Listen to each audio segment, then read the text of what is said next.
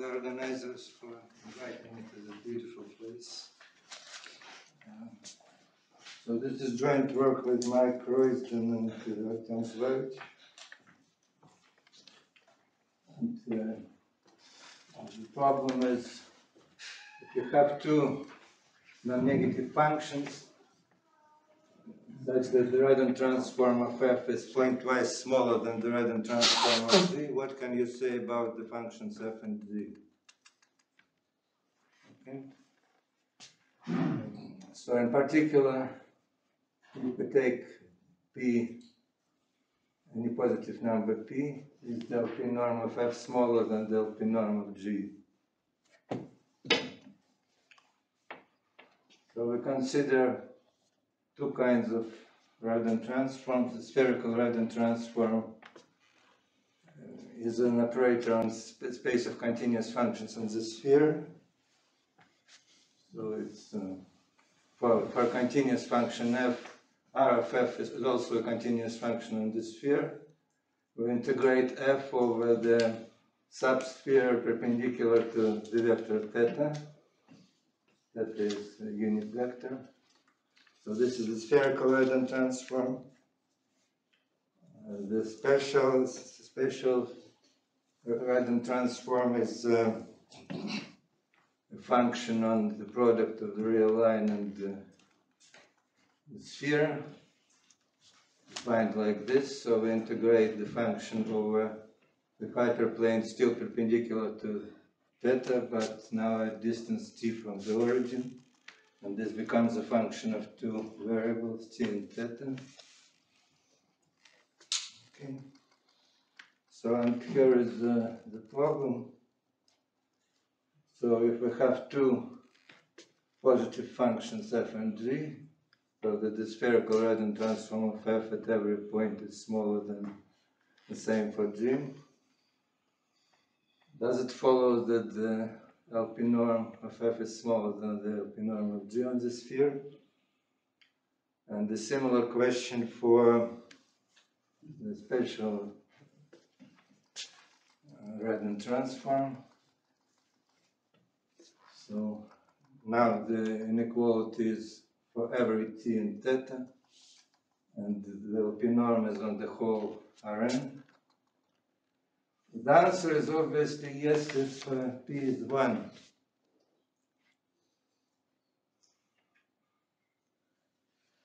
Because this is just the Fubini theorem, or the Fubini theorem in the sphere.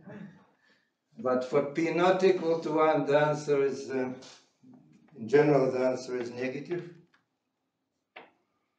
So, a simple example. For the second problem, counterexample, you take the indicator function of the unit Euclidean ball and then the indicator function of dilated unit Euclidean ball times some constant. If p is greater than n over n minus 1, this gives a counterexample, so you can easily compute it.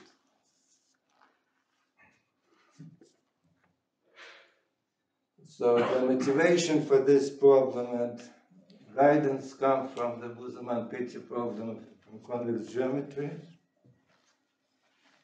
So if K and L are two origin symmetric convex bodies in Rn, and every central hyperplane section of K has smaller area than the same for L, does it necessarily follow that the volume of K, the n-dimensional volume of K, is smaller than the n-dimensional volume of L? And the answer is yes if the dimension is less or equal to 4, and no if the dimension is greater or equal to 5. And here is the list of people who contributed to the solution directly. And the Busemann-Petty problem is a special case of our problem 1. So if you take the function f as the norm generated by k to the power minus n plus 1 and g like this, and p equal to n over n minus 1, then the area of the section is, if you write it in polar coordinates, this is radius to the power n minus 1 over the sphere, 1 over n minus 1. So this is the spherical Radon transform of this function, or the spherical Radon transform of f. So if the sections of K are smaller than the sections of L, then the one Radon transform is smaller than the other Radon transform. And the LP norm is precisely what it is, precisely the volume up to the constant. So this is the particular case of problem 1 with P equal n over n minus 1. P equal n over n minus 1 is the window to convex geometry in everything I'm going to do. Okay?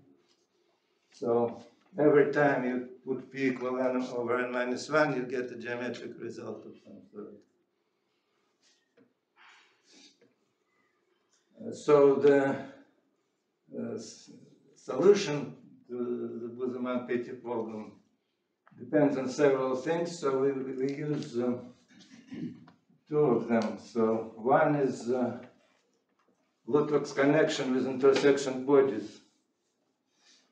So if you look at the Busemann-Petty problem, and the sections of K have smaller areas than sections of L, and K is an intersection body, whatever it means. I will say what this means in a second. Then the answer is yes for any star body L. So there is a class of bodies responsible for this problem completely. On the other hand, if we have a body that is not an intersection body, any one, convex body, symmetric, one can perturb L and construct K so that K and L give a counterexample to the Busemann-Petty problem.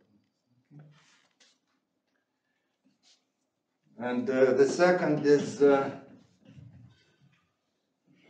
Fourier characterization of intersection bodies. So I proved long ago that an origin symmetric star body in Rn is an intersection body if and only if the norm generated by k to the power negative 1 is a positive definite distribution.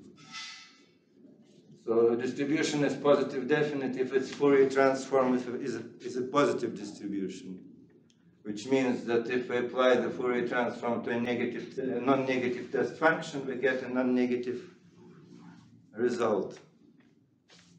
So you can look at this as one of the possible definitions of intersection bodies, but then we miss the point. I want you to think in this talk that the class of intersection bodies is very large. Okay? So with this definition, it's not quite clear why this is very large, but this is, for example, a result of Woody and Dwyer. You start with the Euclidean ball and you're allowed to do three operations: linear transformations, radial sums, so you add the radii of two bodies, you get a new body, and closure in the radial matrix. So what we get is the class of intersection bodies. And then it looks large. Right? Okay. So our goal is to find a class of functions responsible for each of our problems with the same property. If a function belongs to this class, the answer is yes.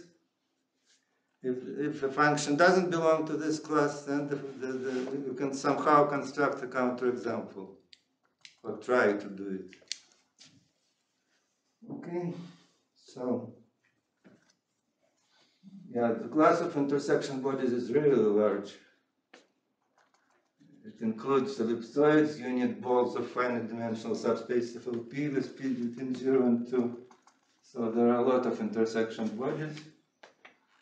And this is what I just said.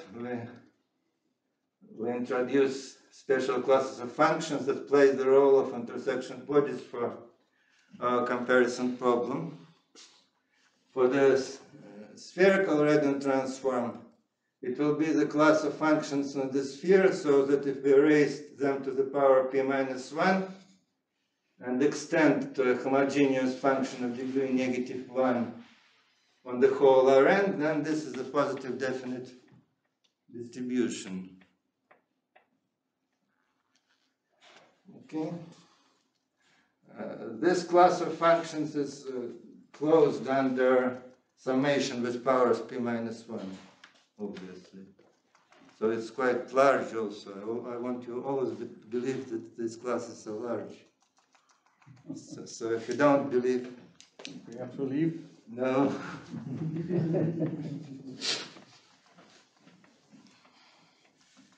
So now the real definition of intersection bodies, how it was done by Lutwak. So we need a couple of other definitions. So a closed bounded set in Rn is a star body if it contains the origin as an interior point. Every line passing through the origin crosses the boundary at exactly 2 points. And the Minkowski functional, this is not necessarily a norm because this is a star body. The Minkowski functional is continuous on Rn. The radial function of a star body is 1 over the norm. If x is a unit vector, then the radial function of x is the radius of k in the direction of x. This is easy to see. So the class of intersection bodies was introduced by Lutwak in the following way. First, we introduce, we have a star body L, and we introduce the intersection body of L. So K is the intersection body of L if the radius of K in every direction, which is 1 over the norm, is the area of the central hyperplane.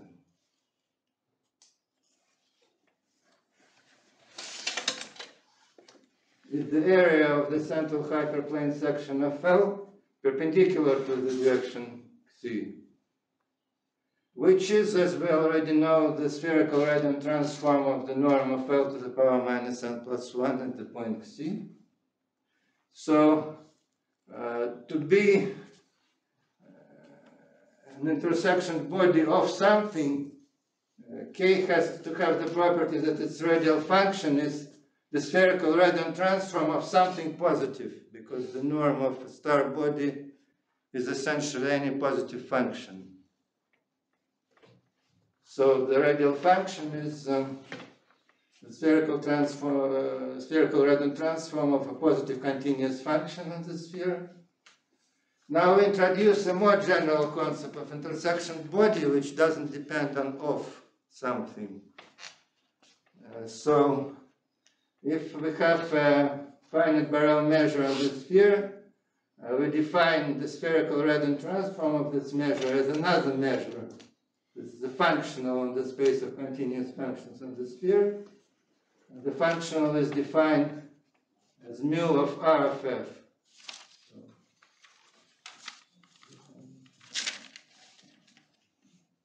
I'm showing you the theorem already. Then you lose interest in the definition. Okay. This is the spherical Radon transform of a measure, and we say that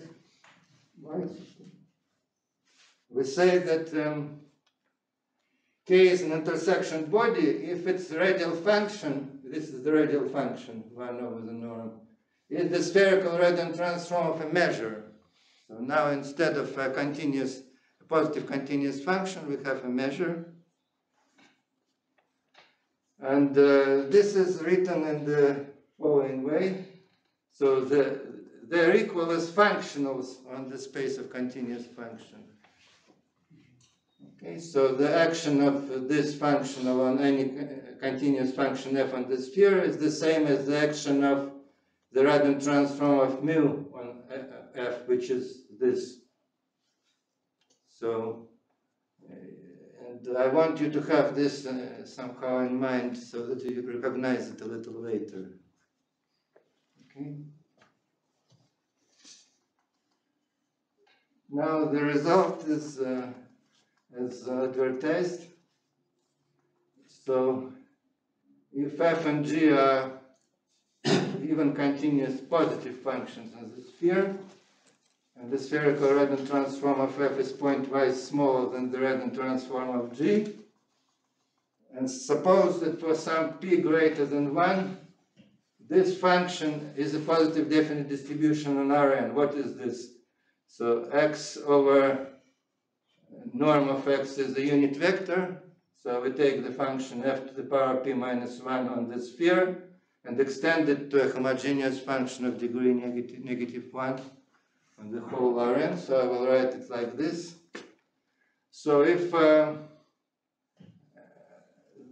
this happens, then the LP norm of f is smaller than the LP norm of g. This is if p is greater than 1. If p is less than 1, the function g has to be, g to p minus 1 has to be extended to a positive definite distribution. Then we have the inequality for norms. Okay. So what is happening in this spatial case? So we need to introduce something like an intersection body for functions on the whole Rn now. Okay, so this is the definition of an intersection function, essentially. So if we have a positive continuous integrable even function, even in the variable t function on the product of real line and the sphere, we say that the function f, another function, is an intersection function of g if for any Schwarz test function phi, the action of f on phi is the same as the action of g on the Radon transform of phi. Okay? So in other words, f is the dual Radon transform of g. So this is also the case for the spherical Radon transform, but for the spherical Radon transform is self-adjoint. So I didn't mention that. So essentially we are talking about functions f that are dual Radon transforms of positive functions. So if you have such function f, you call it the intersection function of g. F obviously exists for any g. This is a well-known fact. So the dual Radon transform is given by this formula. So f is the integral over the sphere of g. Instead of t, we have the dot product of x and theta, and the second variable is theta. We integrate it, so this is easy to see. This is just the Fubini theorem. So if we apply f to the function phi, we integrate, we change the order of integration, make the change of variables x theta equal t, and we get the spatial Radon transform of phi and the function g. So this is very easy. What is a little bit more difficult is to read this formula. Okay? So this is the expression for the function f in terms of the function g.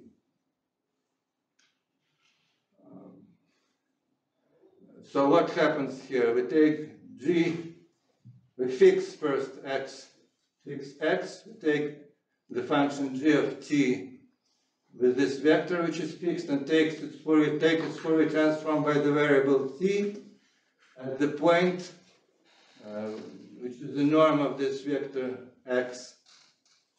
Then multiply by the Euclidean norm to the power minus n plus 1 and take the Fourier transform by x, we get the function f. So this looks much more complicated than the previous formula, but you cannot use the previous formula for any computations. This formula you can easily use for computing f out of g.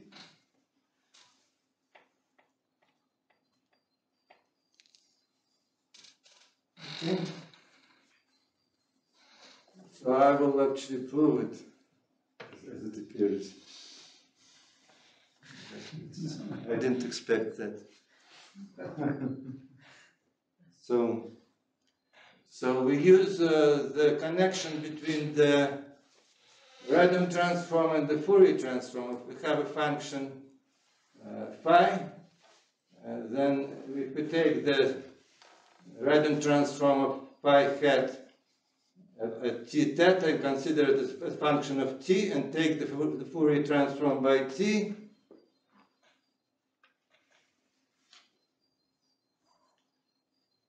we get the function phi of z theta. Okay, so this is an easy computation, this is well known. So let's compute the Fourier transform of f. The Fourier transform of f applied to a test function phi is f acting on phi hat. So it's an integration of f of x phi hat. So now we use the definition of intersection function. F is the intersection function of g, so we have here the Radon transform of whatever f acts on with the function g. So now we look at we look at the first integral by t and use Parseval's formula. So we take two hats. The hat of this is phi of z theta, and the hat of gt theta is this wonderful expression that appears later there. Okay, and then it's just the integral of this function times phi of x. If you write this in polar coordinates, r2n minus 1 disappears, phi of z theta, and this function of z, because this function depends only on the length of x. So we get this formula. This is just, you have to write this as an integral and write this integral in spherical coordinates. You will get this immediately. So how do you compute? So what can you say about the function f? What functions f can be intersection functions of something? So what you do is express g in terms of f. So here is the formula. We move the hat there and consider it at the point r theta. Then all that remains of this big formula is g t theta Fourier transform of t by t at r. So this function here must be the Fourier transform of something positive. Okay, so as long as this is a positive definite function for every direction theta, f is an intersection function of something. Yeah? So you take any positive definite functions that you know, the Gaussian, for example, and f hat is a Gaussian, so you get an intersection function of something. Okay, so this is essentially about computing the Fourier transform. You can do it as morning exercise every day.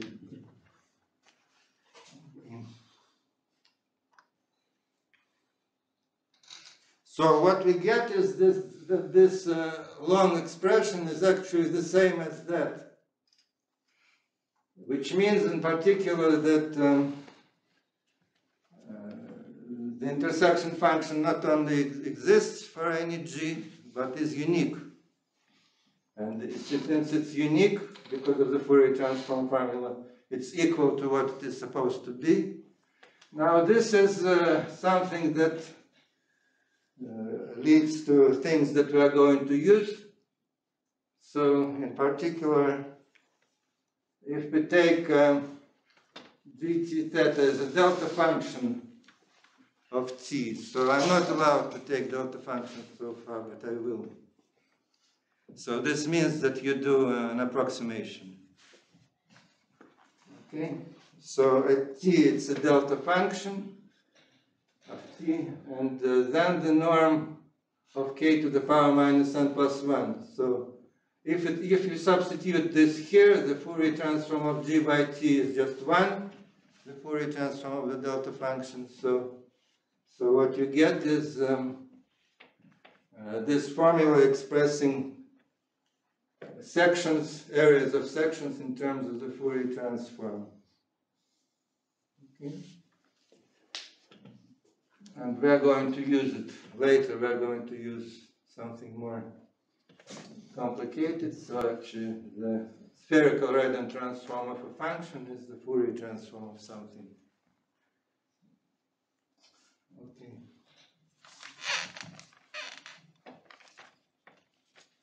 Now, as it was done for intersection bodies, we move from intersection functions of something to general intersection functions.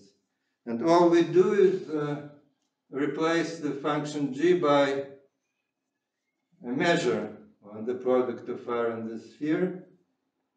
So this is the definition of an intersection function. So f is an intersection function if there exists a positive measure g, mu, such that we have this equality for any test function phi, any Schwarz test function. Now let's take a specific measure. So the measure is again the delta function of t and nu of theta. So what we get is this formula, and f is the norm of some body to the power negative 1. Okay. So then we get this formula here, which, as you remember, is the definition of the intersection body. So this means that if L is an intersection body, then its radial function is an intersection function. With this measure. So this is not very interesting, but we just show that this is a more general concept. Okay.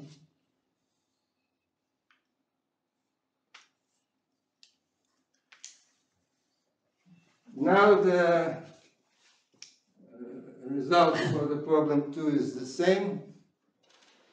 So if we have two functions phi and psi, positive on Rn, and they're integral to the power p, and they're just integrable, then if the spatial Fourier transform of phi is smaller than the same for psi for every point in Rn, and phi to the power p minus 1 is an intersection function, then we have the inequality for LP norms. And if p is less than 1, then psi to the power p minus 1 must be an intersection function. So I will prove something later. I will prove probably the radial part of it. And this proof is the same. It's not very difficult to prove. Okay. Now this is somehow a generalization of the Busemann-Petty problem, right? To functions, a different generalization. There are other generalizations. Now I want to do it with, to do something about the slicing inequality. So do we get a functional form of the slicing inequality that is different from what appeared before? So the slicing problem of Bourgain, does there exist an absolute constant so that every origin symmetric convex body K has a central hyperplane section whose area is big enough. If the volume of K is 1, then bigger than an absolute constant. And there have been a lot of news lately, so I just mentioned the best today estimate is the square root of log n due to Clark.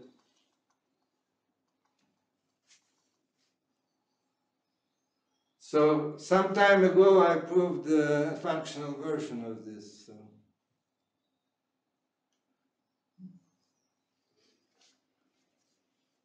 For any star body K, so K doesn't have to be convex. And for any non-negative continuous function f on K, and f doesn't have to be continuous, just any function, anything. We have this inequality. The integral of f over K is smaller than this constant times the volume of K to 1 over n, 1 over n, and then the maximal section of f.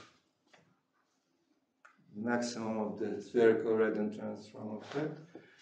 Here, d over r is the distance from K to the class of intersection bodies in Rn, which means that if we have K, we find an intersection body D that contains K, so that the ratio of volumes is the smallest possible. Yeah. And obviously, if K is symmetric convex, by Jones' theorem, we can take the square root of n. So this is smaller than the square root of n.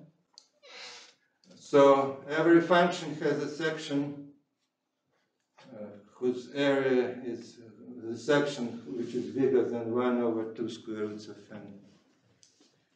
So this estimates the L-infinity norm of the spherical Radon transform from below. So it will be important later when I talk about estimates for the Radon transform. This constant is also best possible. 1 over the 2 square roots of n. We proved it with Boas with logarithmic term, and the logarithmic term was removed later by Boas and Galina. So this is the best possible lower estimate for the infinity norm of the spherical Radon transform. We get a different slicing inequality here. So let's recall our result for the spherical Radon transform. If the spherical Radon transform of f is smaller than the spherical Radon transform of g, and f is a good function, then the volume is smaller, the LP norm is smaller. So we take g as a constant function. F is anything that is satisfying this condition, so it's an intersection function in some sense. So, and g is this. So obviously the integral of g over every section of the sphere is bigger than the integral of f. So when we integrate g, this cancels. But this is a constant function and we get maximum. So this means that the LP norm of f is smaller than LP norm of g, and we get a lower estimate for the L-infinity norm of the spherical Radon transform. Now if we take p equal to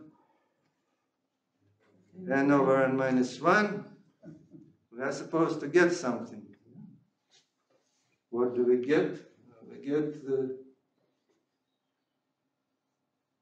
it's like a magician when everything went wrong. Okay, so this is if p is greater than 1. If p is less than 1, we get an inequality like this. But now let's try, maybe we get it.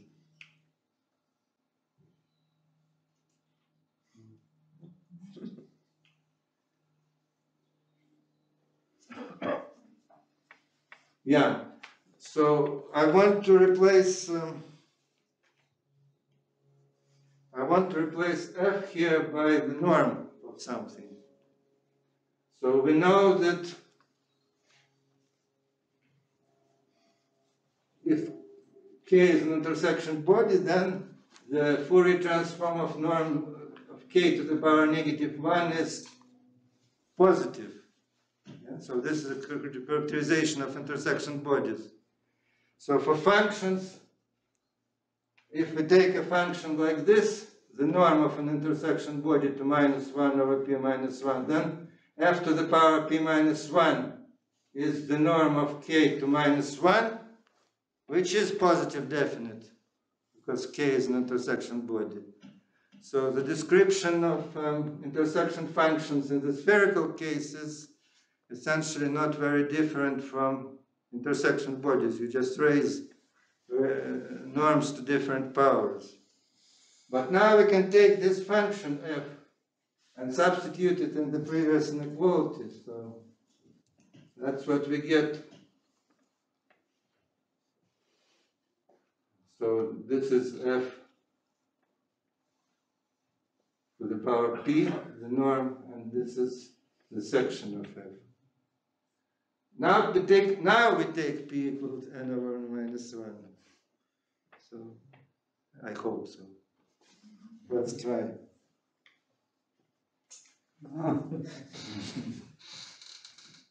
If p is equal to n -1, we get Vergain slice inequality for intersection bodies.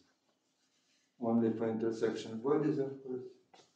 But with the right constant. So this is the volume of K. This is the section of K. We take the maximum section is bigger than the volume with this constant, and the constant is right if you add n's at proper places.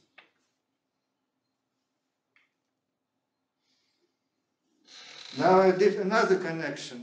So this is all related to quite old results. Well, difficult to say, difficult for me to say that something is old. But it's even old for me. Okay, so Oberlin-Stein inequalities for the Radon transform estimate the norm of the Radon transform in terms of the norm of the function f. It's an upper estimate for the Radon transform.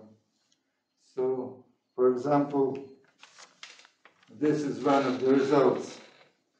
So if Q and P are rather complicated, then the norm of the spatial Radon transform is smaller than the norm of the function, which means that if we have an LP function, the Radon transform is well defined always, almost everywhere. So another thing that they proved looks. So I want to replace this Q norm by supremum. So they proved the inequality with the supremum. But now you can see here n over n minus 1. So what happens if P1 and P2 both converge to n over n minus 1?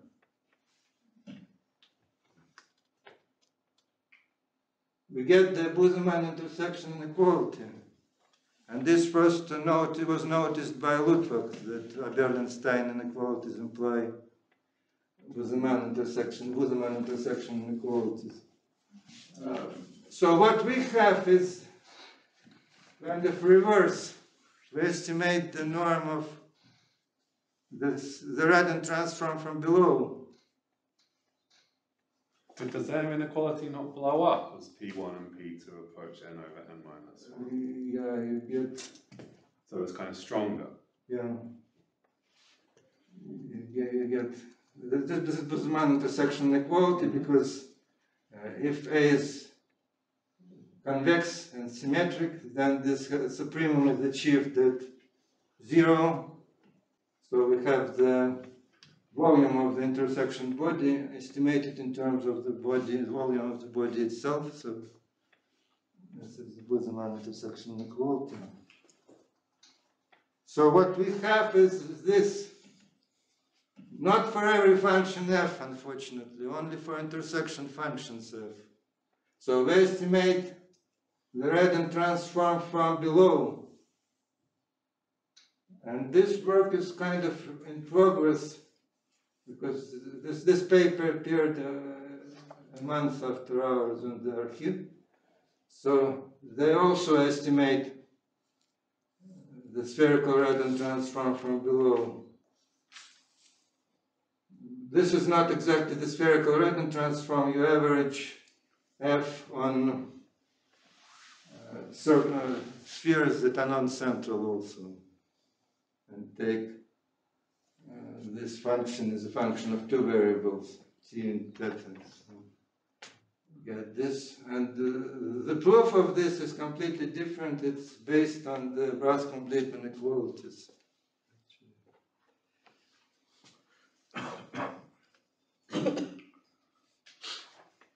Okay, I have what? 7 minutes? 8. I'm sorry, so this Bennettau result was the same as yours, or? No. Wrong direction. So here, P and Q are smaller than 1. Here, P is greater than 1. But this is true for every function f. And this is true only for some functions f. So these are different results. Okay. So, sorry, the distance to the origin can be 0 in the second theory. What? So these are like a Radon transform of subspheres that are distance, some distance t to the origin. This distance can be 0.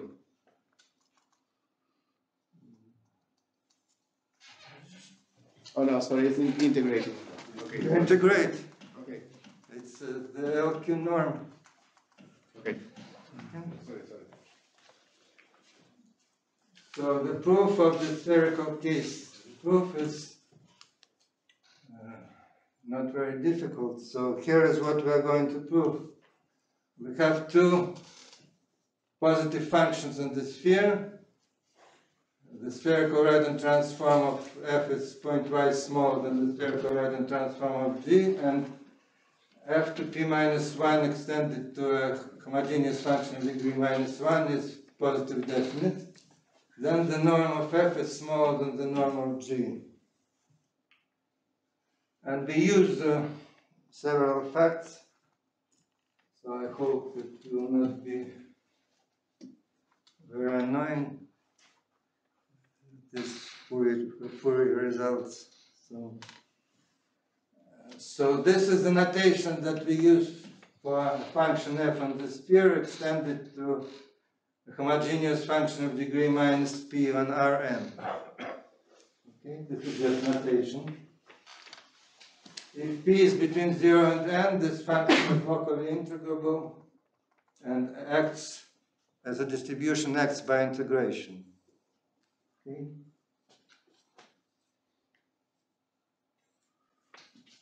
The second fact, if f is infinitely smooth here, then the Fourier transform, this is the homogeneous function of degree minus p. So what we get is a homogeneous function of degree minus n plus p. But g is also infinitely smooth. Okay, this is a well-known fact. And another fact that we use is Parseval's formula, but Parseval's formula on the sphere. If we have two homogeneous functions whose degrees of homogeneity add to minus n, and we are in dimension n, then we can remove the Fourier transforms. Okay. So this is Parseval's formula. And the annoying part starts next. Not now. This you recognize. This is what we actually proved today. That the section is the Fourier transform. Okay? So it's written in a little more general form, but it's the same thing that we proved, essentially. What is annoying is I want to remove the condition that the functions are infinitely smooth. And this is possible. So if G times R2 minus 1 is a positive definite distribution, then no matter what is G, it's the Fourier transform of a tempered measure by the theorem of Laurent-Schwarz. And this tempered measure is a homogeneous distribution, because this is homogeneous. Right? So we can actually write this measure only on the sphere. So this Fourier transform here is written only on the sphere as a measure. So if we have, if G times R minus 1 is a positive definite distribution, then for any F, we can write here mu G, and then we can remove the Fourier transform, we get F and G. So mu G is the Fourier transform of that. So it's the same formula, but written with measures. Okay?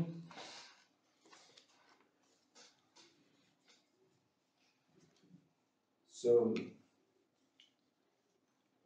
now the spherical Radon transform of F and the spherical Radon transform of G can be written as Fourier transforms, as we know.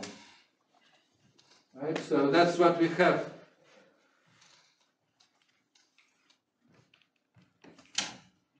We integrate both sides.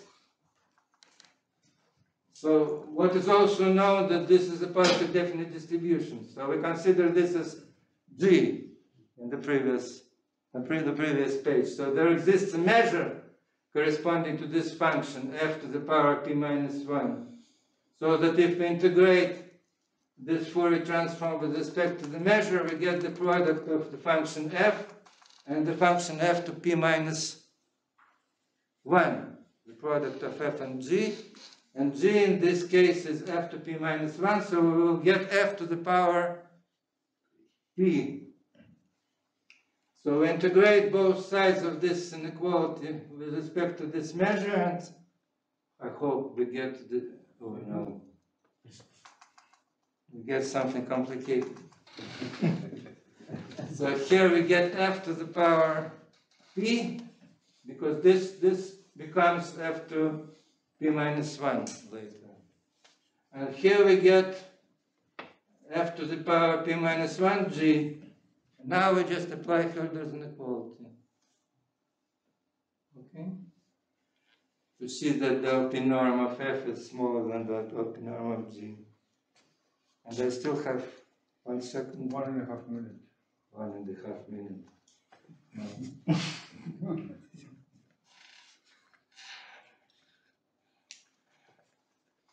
So, if the distribution is not positive definite, we can perturb G a little to construct a function f, which gives a counterexample.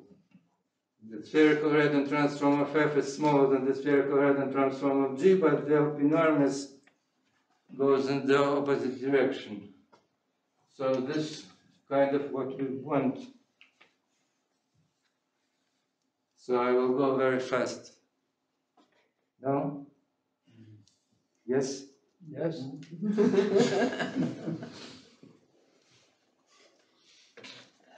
So g to the power p minus 1 is infinitely differentiable, because g is positive, so the power doesn't spoil anything.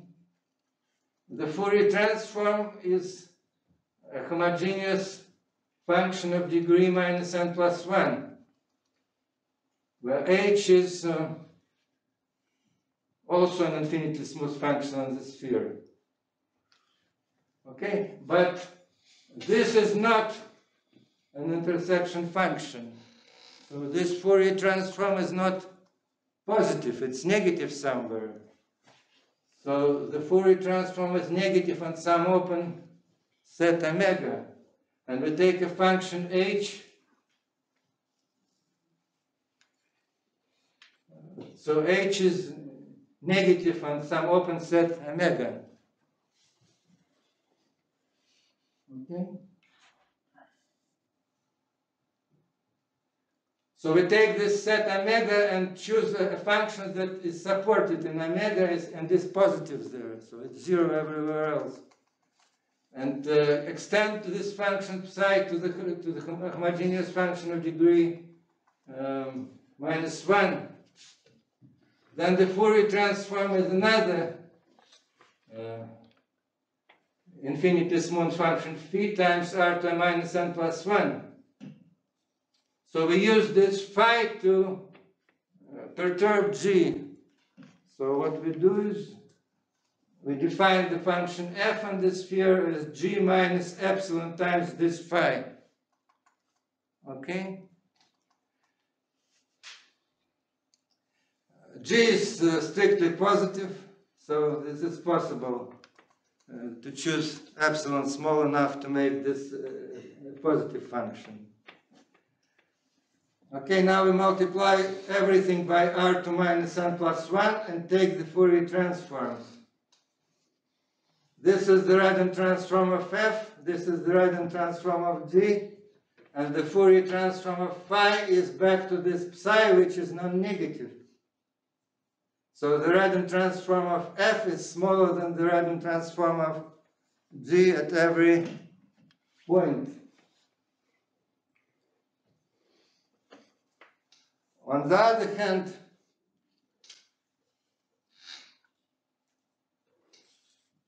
we multiply the inequality, the latter inequalities. I have to go back to show you. We multiply this by the same function, both sides. And the function is this one. So we get the integral here smaller than the integral, equal actually to the integral with g. And this term, but what is this term? The function psi is positive only where this is negative. This is our choice of the function psi. So this term is negative and we subtract it, so the left-hand side is bigger than the right-hand side. And we use Hölder's inequality again, but get the inequality in the opposite direction. Okay, thank you very much.